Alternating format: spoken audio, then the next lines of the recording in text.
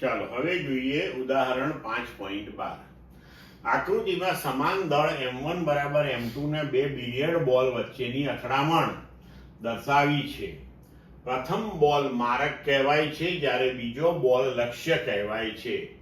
બિલિયર્ડનો ખેલાડી લક્ષ્ય બોલને ખૂણાના કાણામાં નાખવા માંગે છે જે θ2 બરાબર 37 ડિગ્રી ખૂણે રહેલ છે. ધારો કે અથડામણ સ્થિતિસ્થાપક છે અને ઘર્ષણ તથા ચાક ગતિ મહત્વના નથી, તો θ1 મેળવો. હવે અથડામણ સ્થિતિસ્થાપક છે એટલે વેગમાનનું સંરક્ષણ તો થવાનું જ છે. તો રેખીય વેગમાનના સંરક્ષણના નિયમ પરથી આપણે લખી શકીએ કે પ્રારંભિક વેગમાન m1 v1 i સદિશ વત્તા m2 v2 i સદિશ બરાબર m1 v1 f સદિશ વત્તા m2 v2 f સદિશ. પણ m2 તો સ્થિર છે પ્રારંભિક, તો v2 i જે છે એ શૂન્ય છે. તો આપણે લખી શકીએ કે m1 અને m2 પાછા સમાન છે, તો બંને બાજુએથી આપણે m1 અને m2 ને જો m ધારી લઈએ તો કોમન કાઢીને એ પણ કેન્સલ કરી શકીએ છીએ. તો હવે આપણે લખી શકીશું કે v1 i સદિશ બરાબર v1 f સદિશ વત્તા v2 f સદિશ. હવે આ સમીકરણનો તેની પોતાની સાથેનો જ આપણે ડોટ પ્રોડક્ટ લઈ લઈએ. તો ડાબી બાજુએ v1 i સદિશ ડોટ v1 i સદિશ, જમણી બાજુએ સદિશ v1 f પ્લસ સદિશ v2 f ડોટ સદિશ v1 f પ્લસ સદિશ v2 f. હવે આપણે અગાઉ ભણી ગયા છીએ કે સદિશ a ડોટ સદિશ a બરાબર a સ્ક્વેર થાય, બરોબર છે. તો અહીંયા આપણે ડાબી બાજુએ લખી શકીએ v1 i સ્ક્વેર બરાબર, આને આપણે સાદું રૂપ આપી દઈએ તો v1 f dot v1 f વત્તા સદિશ v2 f ડોટ સદિશ v1 f વત્તા સદિશ v1 f ડોટ સદિશ v2 f વત્તા સદિશ v2 f ડોટ સદિશ v2 f. તો v1 f dot v1 f એટલે v1 f સ્ક્વેર થઈ જશે, આ v2 f સ્ક્વેર થશે.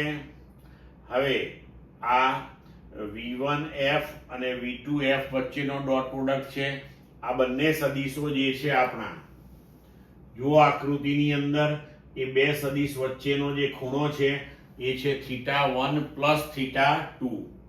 એટલે આ પહેલું પદ અને આ બીજું પદ બંને સમાન પદ ગણાય છે, કારણ કે ડોટ પ્રોડક્ટ જે છે એમાં ક્રમનો નિયમ પડાય છે, બરોબર. તો આપણે લખી શકીએ 2v1f v2f cos θ1 વત્તા θ2. આ થયું સમીકરણ નંબર 1. હવે ગતિ ઉર્જાનું પણ સંરક્ષણ થાય છે. તો half m1 v1 i square plus half m1 v1 f square plus half m2 v2 f square. પણ હવે અહીંયા આપણે બંને બાજુએથી હાફ હાફ હાફ અને દળ સમાન છે, તો m1 m1 અને m2 આ પણ કેન્સલ કરી શકીએ. તો હવે આપણે લખી શકીએ કે v1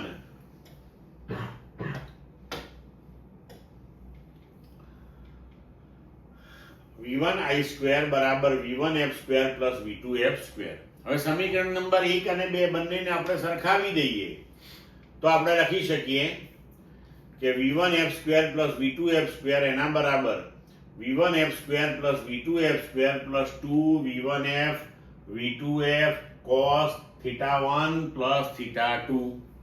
તો અહીંયા આપણે પાછું v1 f સ્ક્વેર કેન્સલ કરીએ, v2 f સ્ક્વેર કેન્સલ કરીએ, તો હવે આપણને મળશે કે 2v1 f v2 f cos θ1 plus 37 બરાબર 0.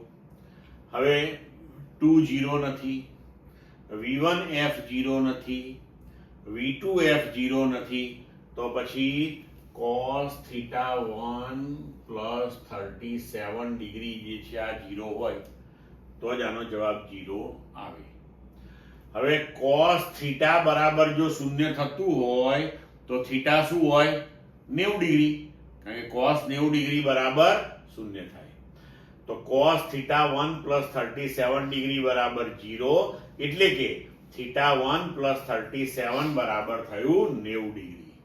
તો હવે આપણે θ1 ને સૂત્રનો કરતા બનાવીએ તો θ1 બરાબર 53 ડિગ્રી, એટલે કે પહેલો આપણો જે બોલ છે તેની ગતિની દિશા જે છે એ θ1 બરાબર 53 ડિગ્રીના ખૂણે મળશે આપણને. ક્લિયર? તો આ ચેપ્ટર પૂર્ણ થયું.